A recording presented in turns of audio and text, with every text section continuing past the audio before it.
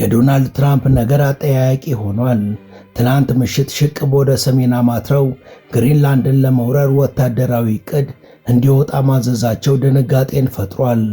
ኔቶና አውሮፓውያኑ ድርጊቱን በመቃወም ጦራቸውን ወደ ግሪንላንድ ለመላክና በጋራ አሜሪካንን ለመቅጠም መሰናዳት ጀምረዋል። በሌላ በኩል የሩሲያ የኢራንና የቻይና ጥምር ጦርን የያዙ ግዙፍ የጦር መርከቦች ወደ ደቡባዊው ንፍቀ ክበብ እየተጓዙ ነው። ደቡብ አፍሪካም ደርሰዋል። የቬንዙዌላ ነገር የከነከናቸውና ነግበኔ ያሉት የደቡብ አፍሪካው መሪ ራማፎሳም የሀገራቸውን የባህር በር ለእነ ሩሲያ የጦር መርከቦች ክፍት አድርገዋል። በሌላ በኩል ቁጥራቸው 23000 የሚደርሱ በቬንዙዌላ የሚገኙ አሜሪካውያን ቤት ለቤት እየታደኑ ነው። አጠቃላይ ከራሞታቸውም ኖስኬፕ የሚለው ፊልም ላይ እንዳለው ሆኗል። እነዚህን አሜሪካውያንን እያሳደደ ያለው ኮሌክቲቮስ የተሰኘው ታጣቂ ቡድንም በሀገር ቀልድ የለም ብሎ ሐሰሳውን አጠናክሮ ቀጥሏል። ይባስ ብሎም በኮሎምቢያው የሽምቅ ተዋጊ ዋና አዛዥ በኢቫን ሎዛዳ ጥሪ መሰረት በላቲን አሜሪካ ሁሉም ሀገራት ውስጥ የሚገኙ ሽምቅ ተዋጊዎች በጋራ ተሰባስበው ከኮሌክቲቮስ ጎን ለመቆም ወደ ቬንዙዌላ መገስገስ ጀምረዋል። Last week something happened that barely gave the world time to react. US bombed targets inside Venezuela.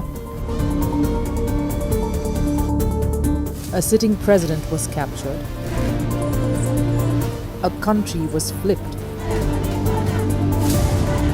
And suddenly the global energy map began to shift.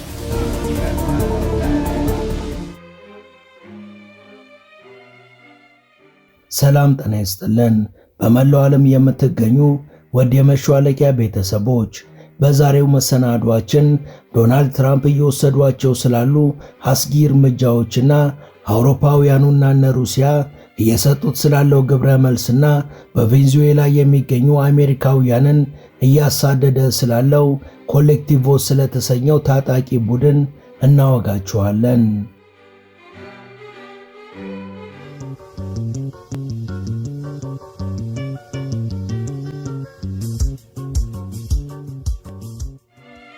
የዶናልድ ትራምፕ ተግባር ብዙ መዘዝን አምጥቷል። ሩሲያ፣ ሰሜን ኮሪያ፣ ኢራንና ቻይና የጦር መርከቦቻቸውን ወደ አሜሪካና ወደ ደቡብ አፍሪካ ማስጠጋት ጀምረዋል።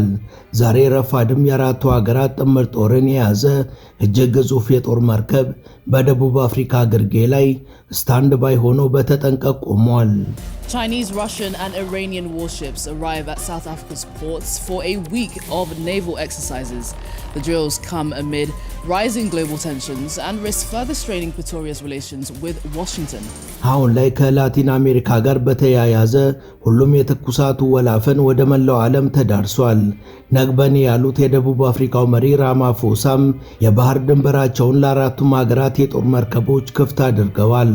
አራቱ ሀገራትም በየቀኑ በደቡባዊው ንፍቀ ክበብ ያላቸውን ቁጥር እያሳደጉ ነው። ትራምፕ በአንጻሩ ሽቅብ ወደ ሰሜን ተጉዘው ግሪንላንድን ለመጠቅለል እያሟሟቁ ነው። ትላንት ሌሊትም ትራምፕ ግሪንላንድን ለመውረር ወታደራዊ ዕቅድ እንዲወጣ አዘዋል። ይህ ውሳኔም በኔቶ ውስጥ ትልቅ ድንጋጤን ፈጥሯል። ፕሬዝዳንቱ ግሪንላንድን ለመውረር የፈለጉት ከስትራቴጂክ ስጋት አንጻር ሲሆን ሩሲያና ቻይና በአርክቲክ ቀጠና የሚያደርጉትን እንቅስቃሴ ለመግታት እንዲሁም ደግሞ አሜሪካ ቀጠናውን ቀድማ በመያዝ የደህንነት የበላይነቷን ለማረጋገጥ ነው ተብሏል።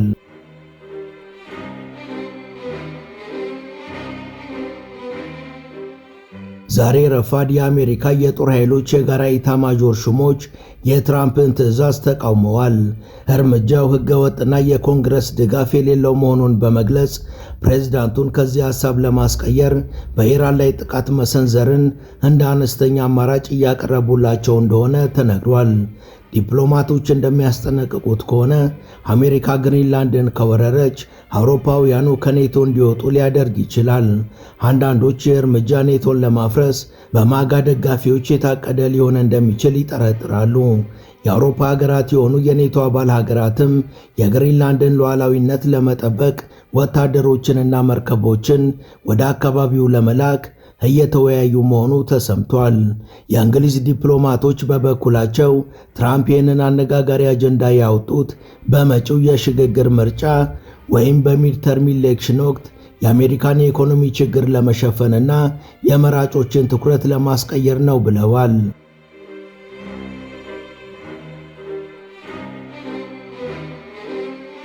በእርግጥም ዶናልድ ትራምፕ ለደቡብ አሜሪካውያን ስጋት ሆነዋል። በቬንዙዌላም በአሁኑ ሰዓት 23,000 የሚደርሱ የአሜሪካ ዜጎች በካራካሽና በሌሎች የቬንዙዌላ ከተሞች የሚኖሩ ሲሆን አሁን ላይ በታጣቂ ሚሊሻዎችና በፖሊስም ጭምር ጓሮ ለጓሮ እየተፈለጉ ነው። የካራካሽ ጎዳናዎችም ሩብ ሚሊዮን ይደርሳሉ በተባሉት ኮሌክቲቮስ በተሰኙ ታጣቂ ሚሊሻዎች ተሞልተዋል። የአሜሪካ የውጭ ጉዳይ ሚኒስቴርና የአሜሪካ ኤምባሲ በካራካሽ ከባድ የተባለውን የደረጃ 4 ስጋት ማስጠንቀቂያ አውጥተዋል። ዋነኛው ችግር ደግሞ በካራካሽ ያለው የአሜሪካ ኤምባሲ ሰራተኞቹን ካሰናበተና ጥቂት የቆንጽላ ሰራተኞችን ብቻ ካስቀመጠ ዓመታት መቆጠራቸው ነው። ስለዚህም ዜጎችን በአደጋ ጊዜ የሚታደግ አንድም ሰራተኛ የለምና ወደ ኤምባሲ እንዳትመጡ ተብለዋል። ትራምፕ ከፕሬዝዳንት ማዱሮ የእገታ ክስተት በኋላ አሜሪካ ቬንዙዌላን ለተወሰነ ጊዜ ለማስተዳደር አቅዳለች ብለው ነበር። ይህንን ለማድረግም በቦታው ላይ የአሜሪካ የውጭ ጉዳይ ሚኒስቴሩን ማርኮ ሩቢዮን ማጨታቸው ከባድ ቁጣን ቀስቅሷል። የገፈቱ ቀማሽ የሚሆኑት ደግሞ በቬንዙዌላ የሚገኙ አሜሪካውያን ይሆናሉ ተብሏል።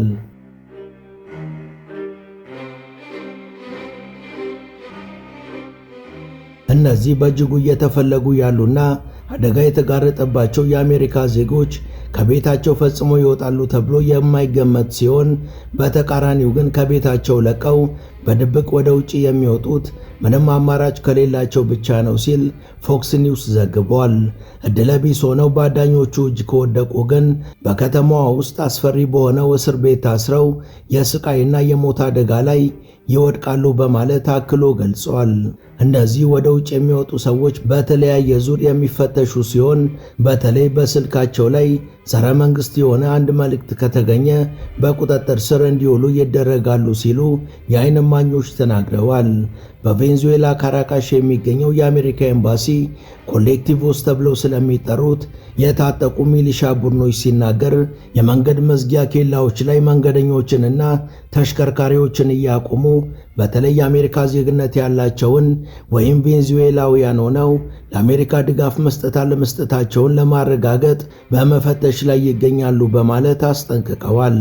በሞተር ሳይክል የሚጋልቡ የታጠቁት ሚሊሻዎች በቬንዙዌላ ጎዳናዎች ላይ አሜሪካውያኑንና የትራምፕ ደጋፊዎችን እየፈለጉ ነውም ሲል ኤምባሲው ከፍ ባለ ስጋት የጉዳዩን አሳሳቢነትና አደጋው እየተባባሰ መሄዱን ገልጿል።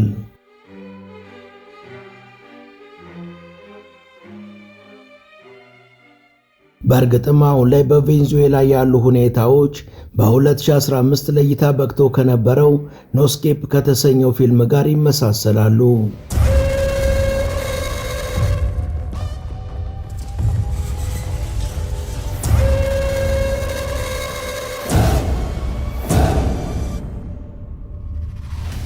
ኖስኬፕ ፊልም ላይ ስሙ ባልተጠቀሰ በአንድ ደቡብ ምስራቅ እስያ ሀገር ውስጥ ጠቅላይ ሚኒስቴሩ የውሃ ስርዓቶችን በማበጀት ላይ ከሚገኝ አሜሪካዊ ኩባንያ የካርዲፍ ተወካይ ጋር ስምምነት ያደርጋሉ። ተወካዩ ከሄደ በኋላ የታጠቁ አማጽያን ቡድን መፈንቅለ መንግስት በማድረግ ጠቅላይ ሚኒስቴሩን ይገላሉ። ይህ ከመሆኑ ከ17 ሰዓታት በፊት ደግሞ አዲሱ የካርዲፍ ሰራተኛ የሆነው ጃክ ደዋር ከባለቤቱ አኒና ከወጣት ሴት ልጆቻቸው ሉሲና ጋብርኤል ጋር ወደ አገሪቷ ይደርሳል። በአውሮፕላን ማረፊያው ከብሪታንያው ተጓዥ መሐመድና ከአካባቢው ጓደኛ ኬኒ ሮጀርስ ጋር ይገናኛሉ። እነሱም ጃክና ቤተሰቡን ወደ ሆቴላቸው ያደርሳሉ።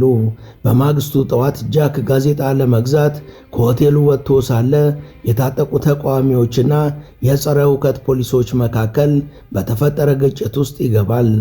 ጃክ ለማምለጥ ሲሞክር ሁለቱ ኃይሎች በኃይል ይጋጩና ተቃዋሚዎች የበላይነትን ያገኛሉ። ጃክ አማጽያኑ ከሆቴል ውጪ አንድ አሜሪካዊ ሲገሉ ይመለከታል። አንድ አማጺ ወታደርም ጃክን አይቶ በፍጥነት የእሳት ማምለጫውን ወጥቶ በመስኮት በኩል ወደ ሆቴሉ እንዲገባ ያስገድደዋል። አማጽያኑ ዋናውን የሆቴል መግቢያ ሰብረው በመግባት ሰራተኞችንና እንግዶችን ማረድ ይጀምራሉ። ጃክ ወደ ክፍሉ ይመለሳል። ነገር ግን ሉሲ ከታች በመዋኛ ገንዳ ውስጥ እንዳለች ይረዳል። አማጽያኑ ወደ ገንዳው አካባቢ ሲገቡ እሷን ለማምጣት ወደ ታች ይወርዳል። ጃክ ከሉሲ ጋር ተመልሶ ሁሉም ወደ ጣሪያው በመሄድ ከሌሎች በሕይወት የተረፉ እንግዶች ጋር ይቀላቀላሉ። በመቶዎች የሚቆጠሩ አማጽያን ለውሃ ደም እያሉ በሆቴሉ ግርጌ ተሰብስበዋል። እናም ጃክ አማጽያኑ የውጭ ኩባንያዎች የውሃ አቅርቦታቸውን በመቆጣጠራቸው ላይ ተቃውሞ እያሰሙ መሆኑን ይረዳል። በድንገት የታጠቁ አማጽያንን የያዘ ሄሊኮፕተር ብቅ ብሎ ወዲያውኑ ተኩስ ይከፍታል።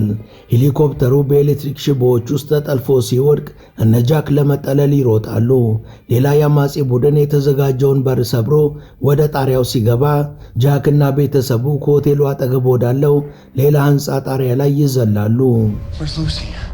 Stay here, lock the door. Lock the door.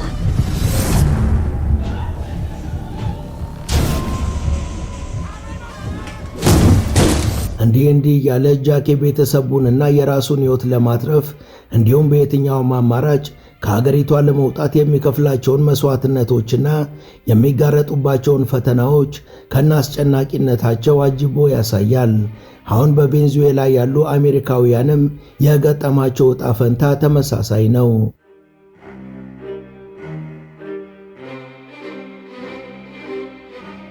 በእርግጥም ትራምፕ ትምክህታቸውን ባላቸው ኃይል ስለማድረጋቸው እንጂ ሉዓላዊነታቸውን የተገረሰሰባቸው የቬንዙዌላ ዜጎች ስለ ክብራቸው ሲሉ የሚችሉትን እልህ የተሞላበት ምላሽ እንደሚሰጡ አላስተዋሉም ነበር።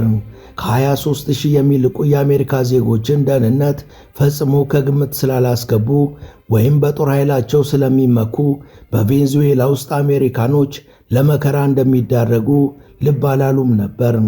አሁን ላይ ግን አሜሪካውያን በቬንዙዌላ ማጥ ውስጥ ገብተዋል። ቤት ለቤትም እየታደኑ ነው።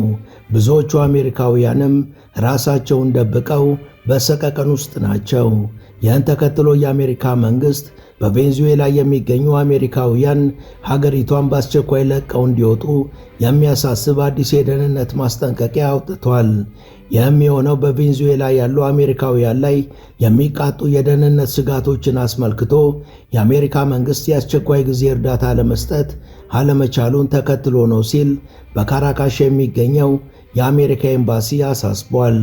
የታጠቁት ቡድኖች በቬንዙዌላ መንገዶች ላይ እንደሚንቀሳቀሱ የሚገልጹ ሪፖርቶች መውጣታቸው ደግሞ ጉዳዩን ለትራምፕ መንግሥትና ለአሜሪካውያኑ በእጅጉ ፈታኝ አድርጎባቸዋል። ይህም የአሜሪካንን ማስጠንቀቂያ ወደ ደረጃ 4 ከፍ ያደረገው ሲሆን ሕይወትን የሚያሳጡ አደገኛ ሁኔታዎች ስለመከሰታቸውም የሚያረጋግጥ ነው ተብሏል።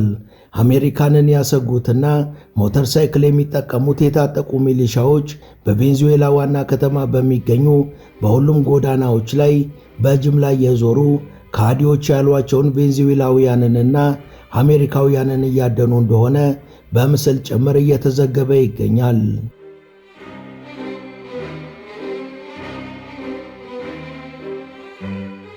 ከረጅም ዘመን በፊት ጀምሮ የሚታወቁት ኮሌክቲቮስ የሚባሉት ታጣቂዎች በቬንዙዌላ ውስጥ ከሩብ ሚሊዮን ቁጥር በላይ ያላቸው ሲሆን በርካቶቹን የቬንዙዌላ ጎዳናዎችንም ይቆጣጠራሉ። ከዛን ምሽት ጀምሮም ያንኪ የሚል ምልክት ያለበት ቲሸርቶችን በመልበስ በመንገድ ላይ የተንቀሳቀሱ ጸረ አሜሪካዊ ስሜትን ሲያስፋፉ ቆይተዋል። አሁን ደግሞ ለእነዚህ ቡድኖች ሁኔታዎች ፈቅደውላቸው እንደገና በማቆጥቆጥ መንግሥት ላይ ሙሉ ለሙሉ ጥገኛ ሆነው በነጻነት እየተንቀሳቀሱ ይገኛሉ።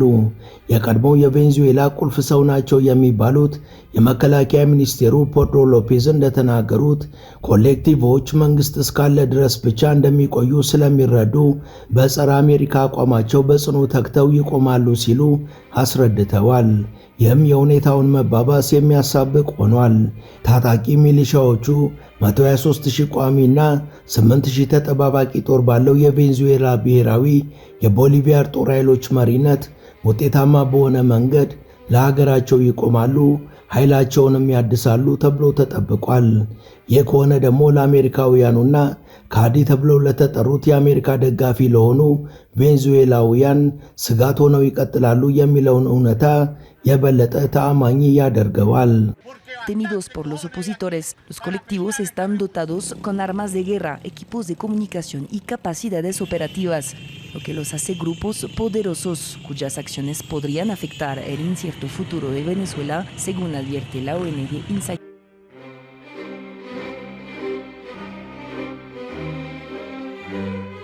ኮሌክቲቮስ የታጣቂ ቡድኖች እስከ 300,000 የሚደርሱ የሲቪል በጎ ፈቃደኞችን ወደ ወታደራዊ ኃይል እያዋሃደ ሲሆን የአሜሪካንን የግፍ መፈንቅለ መንግስት ስኬት አልባ ለማድረግም በጽኑ ለመታገል እየተጠናከረ መምጣቱ አይቀሬ ነው ተብሏል። ትራምፕ የጀመሩትን አምባገነናዊ መንገድ ከግቡ ለማድረስም ከመፈተናቸው በላይ በቬንዙዌላ የሚገኙ የአሜሪካውያን ሕይወት የበለጠ አደጋ ውስጥ መግባቱ አይቀሬ ነው ተብሎ ተሰግቷል። ምክትል ፕሬዚዳንቷ ሮድሪጌዝ ስልጣን ላይ እስካሉ ድረስም የአሜሪካንን ኢምፔሪያሊዝም አምነው ለመዋጥ ፈቃደኛ እንደሆኑ ቢታመንም የመከላከያ ሚኒስቴሩ ሎፔዝ እና የጦር ኃይሎቹ ግን እንዲህ ያለ ዝንባሌ የላቸውም ተብሏል። ትራምፕ ለአሜሪካ የዘይትና የመድኃኒት ገበያዎች ለረጅም ጊዜ ጥቅም ለማግኘት ቢያልሙም ከኢራቅ 2 እጥፍ ጠቅጠቅ ያለ ጫካ ያላት ቬንዙዌላ ላይ ህልማቸውን በቀላሉ ያሳካሉ ማለት ዘበት ነው ተብሏል። ምክንያቱም ደግሞ በማንኛውም ያልተገመተ ጊዜ ውስጥ ከቬንዙዌላ ታጣቂ አንጃዎች ውስጥ አንዳቸው ሊንቀሳቀሱባቸው ይችላሉና። ከቬንዙዌላ ታጣቂዎች በተጨማሪ አስፈሪ የተባለው የኮሎምቢያ አብዮታዊ የሽምቅ ተዋጊ ቡድን አዛዥ የሆኑት ኢቫን ሎዳዝ ከአሜሪካ የሚመጣውን ጣልቃ ገብነት ለመቋቋም የቬንዙዌላ ኮሌክቲቮ ሚሊሻን ተከትለው በየሀገራቱ የሚገኙ የአማጽያንን አዛዦችም ለስብሰባ ጠርተዋል። ኮሌክቲቮችም በዚህ ተደስተው ተጨማሪ ታጣቂዎችን በካራካሽ እየተጠባበቁ ስለመሆኑ ተሰምቷል። ይህ ደግሞ ለዶናልድ ትራምፕ የዕቅድ መሳካት ላይ ትልቅ ቅርቃር ይሆናል ተብሏል።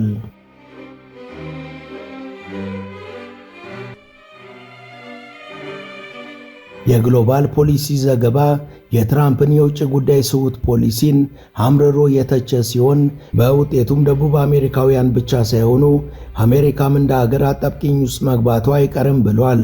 ዘገባው የትራምፕን የውር ድንብር አካሄድን ከተቸበት ምክንያቶች አንዱ ሀገሮች ብሔራዊ ጥቅሞቻቸውን ለማሳካት በምክንያታዊነት እንደሚሰሩ የተቀመጠውን ዓለም አቀፋዊ ግምት የናደና በድርጊቶቻቸው የሀገራቸውን ተናጠላዊ ወጪዎችንና ጥቅሞችን ብቻ በራስ ወዳድነት ያሰላ ነው የሚለው ይገኝበታል። ዘገባው አክሎም ትራምፕ የሳቱት ወሳኝ ነጥብ መንግስታት ዓለም አቀፍ መረጋጋትን ለመጠበቅ የሚያስችል የኃይል ሚዛን ላይ በማነጣጠር ጥምረት ለመፍጠር ከመጣመር አልፈው ምክንያታዊነት፣ ጥንቃቄ፣ የውጭ ጥቅም፣ የፖለቲካ ስሌቶችና የስትራቴጂክ ጥምረቶች የሚባሉ ሴቶች ለዓለም አቀፍ ሰላም እውነተኛ መዝገበ ቃላት መሆናቸውን መረዳት ሲገባቸው ትራምፕ በተቃራኒው እጅግ ከባድ ስህተትን ሰርተዋል ብሏል። የአሜሪካ መንግስት ዓለምን ያነጋገረና ደካማ የሚባሉ የደቡብ አሜሪካ ሀገራትን በእጅጉ ያስጨነቀ አምባገነናዊ ድርጊት በመፈጸም በቬንዙዌላ የሚገኙ የአሜሪካ ዜጎች ላይ ከባድ አደጋ እንዲጋረጥ አድርጓል ብሏል። በአሁኑ ሰዓት እየወጡ ያሉ መረጃዎች እንደሚጠቁሙት ከሆነ በቬንዙዌላ ውስጥ ወደ 6 ሚሊዮን የሚጠጉ የጦር መሳሪያዎች በታጣቂዎቹ እጅ ገብተዋል። ይህ ደግሞ የሽምቅ ተዋጊዎቹ ከአሜሪካ ጋር ለሚያደርጉት አይቀሬ ለሚመስለው ጦርነት የበለጠ አቅምን ይፈጥርላቸዋል ተብሏል።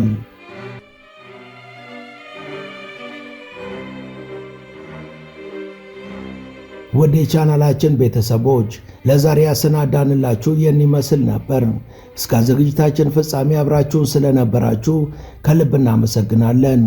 በቀጣይ ቢሰሩ የምትሏቸውን ርዕሰ ጉዳዮች ብትጠቁሙን ደስ ብሎን እንቀበላለን።